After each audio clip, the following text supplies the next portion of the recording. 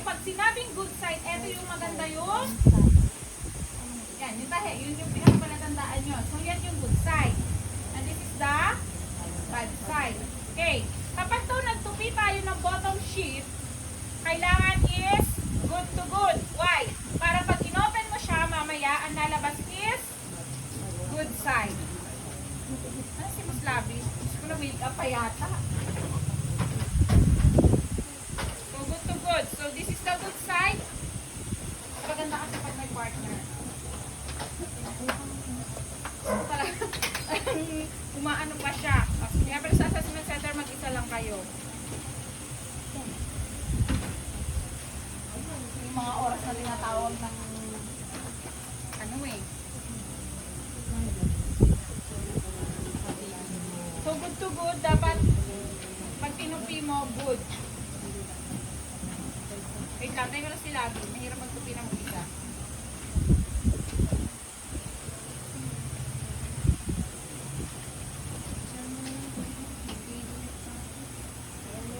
Kasi hindi rin naman po pwede na matouch yan kung saan-saan. Ma'am, yung i-developin namin, occupied or? Okay. So, kapag sinabing occupied, ibig sabihin may patient. Kapag sinabing unoccupied, yun yung walang patient. So, sa caregiving, mostly ang pinapagawa is occupied. Sabihin, may dummy or patient kayong makikita doon. Doon naman sa assessment center ng healthcare, so yung mga mag-healthcare, tatlong klase yung ipapagawa sa inyong bed making doon. Meron tayong open, merong close, and surgical. Okay? So, kailangan yung healthcare, aralin nila yung tatlong yon. Actually, nagkakatalo lang naman dyan isa top sheet. So, yung mga caregiving, ang gagawin nyo lang dyan is yung occupied. Okay? Sabihin, may dami kayo doon. So, una, magtutupi tayo ng bottom sheet.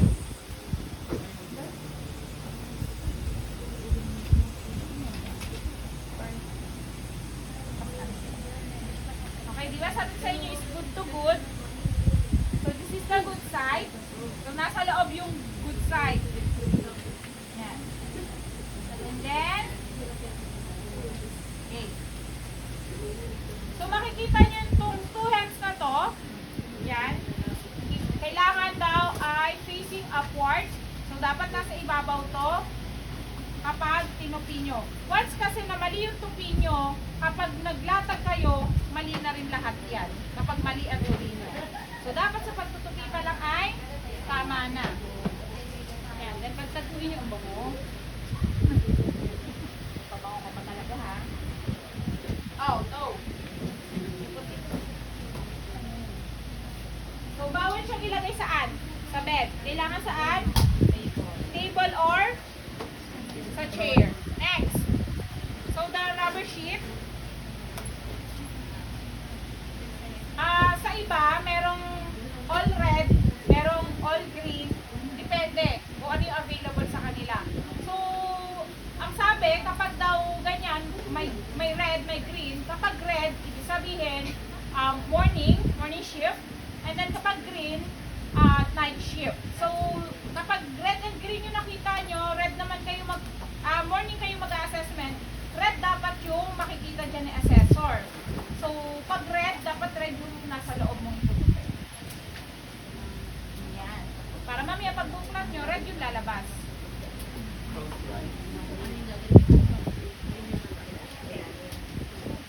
Okay, same lang din. Yung two hems, dapat lagi nasa ibabaw. Actually, yan talaga yung pinakamatagal na inaaral at CPR. Okay, next. So, ang tawag dyan, draw sheet. Kaya mo na. So, kapag nagtupi kayo ng draw sheet, kailangan ay good to good din. So, hanapin ang good side.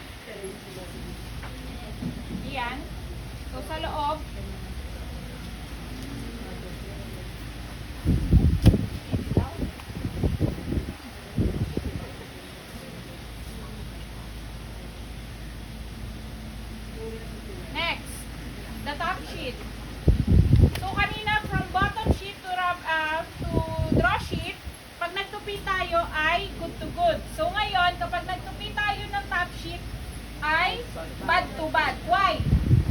Kasi dapat daw, ang natatouch ni patient is yung good side. Siyempre, kapasok si patient, ano ano niya? Matatouch? Good side. So, kailangan pag nagtupi kayo ng top sheet is bad to bad. Yung natatandaan nyo. Siya lang na iba.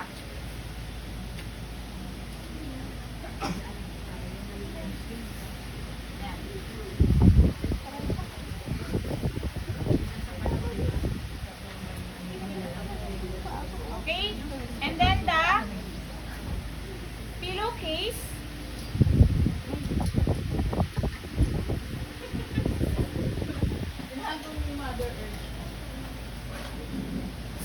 Ano ba yan?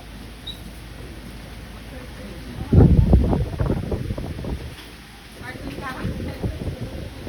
Sabi niya, ito na lang para magdali ma-recognize ko alin.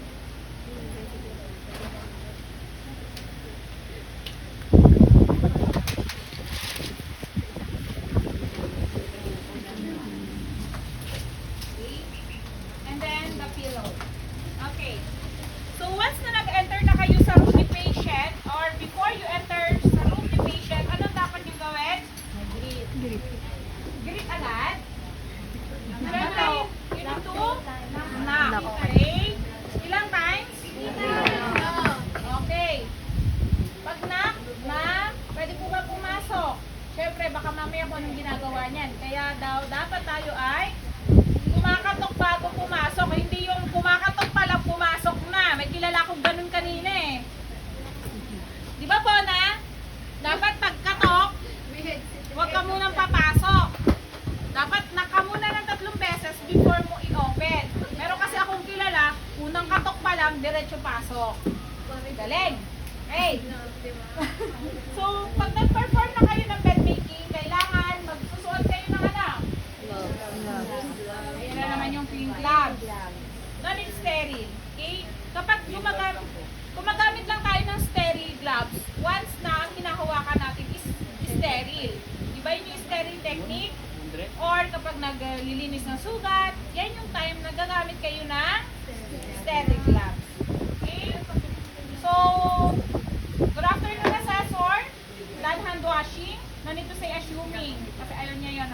So, sasabihin mo lang, done hand washing. Okay? And then, gamit na kayo ng clean gloves. Pag sinabi na mag-bed making ka, eto yung isang set na dadalhin mo kay assessor. And then, babalik ta rin mo. Kung ano yung una mong tinupi, yun dapat yung nasa ibabaw. Kasi yun yung una mong ilalatag. Okay? Kapag nag-bed making kayo, hindi po pwede na full agad. Ano kailangan gawin? Half lang. So, ang gagawin nyo, yung patient nyo, patatagilirin nyo. So, anong kailangan? Yung side rail, kailangan iangat.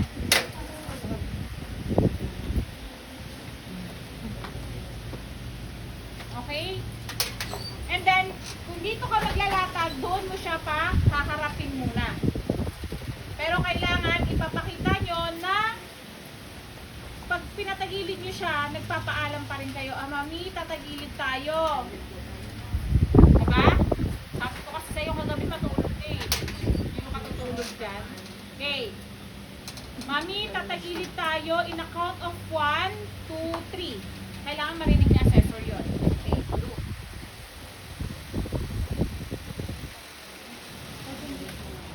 Okay? Mami, tagilid tayo. Magpapalit tayo ng linen. So, ganyan yung position kapag magpapatagilid ng patient. Hindi yung basta nyo na lang tinatagilid. Okay?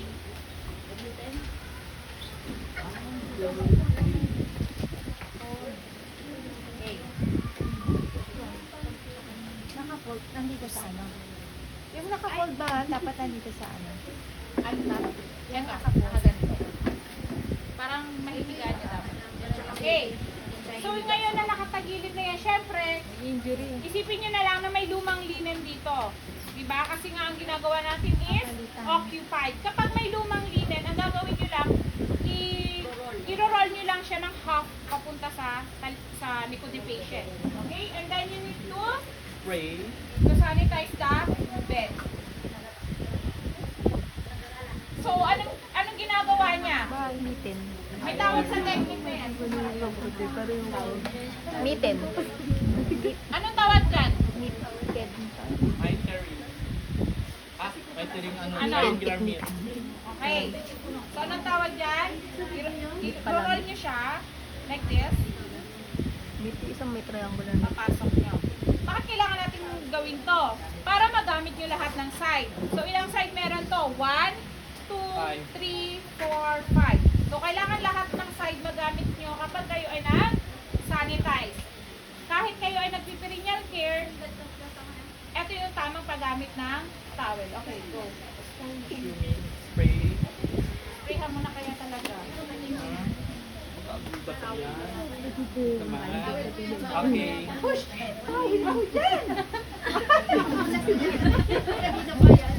Sama ng tingin nung naglalaban yan. Doon yan kinuha ko. Hindi ako, si Labi. Bakit? Magkano ba yan? Hindi mo mababayaran yung paglalaban niya dyan. Kumantingin niya, nakaganyan din siya eh. Hindi lang siguro makasalita na yung tawid ko.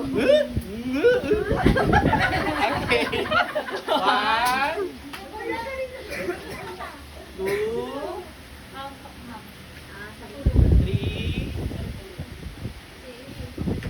4, 5. Nagagamit lahat ng side. Hindi kasi pwedeng pabalik-balik lang yung dumi. Kaya dapat ganun ang paggamit nyo ng towel.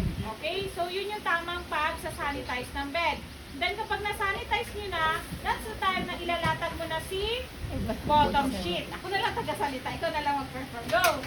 Okay? So, sa paglalatag ng bottom sheet, dito pala maging ano yun, no? Nagtatab. Okay? Kailangan mas lamang yung linen sa headboard. So, this is the headboard. Okay? So, kailangan mas lamang and then sakto lang saan? Sa may Sa paanan or sa footboard. Okay? So, yan. Kung makikita nyo, di ba? Ibaba nyo yung isang part. Okay? And then, do the fan folding. unfold. Okay, tawag dyan is fan fold. Gandahan. Kung maganda kayo, dapat maganda rin yan. Yan ang fan-fold. Pressure.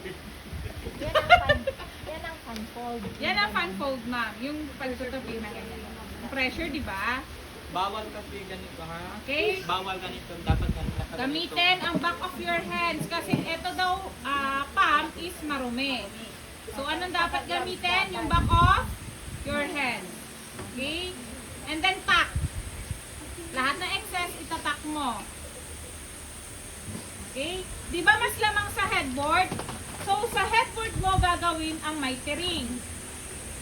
Mitering, 45 degrees. Okay? Yan. Yan ka kukuha para makuha mo yung 45 degrees. Parang triangle siya ha. Lalabas. Okay? And then tack. Bakit ganun yung way niya ng pagtatak?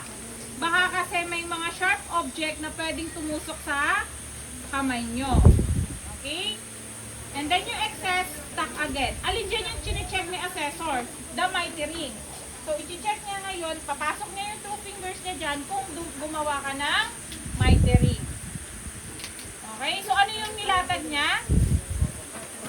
The bottom sheet. So, what is the purpose of bottom sheet? Bakit may bottom sheet? Cover the mat. Right. Ano ba tinatak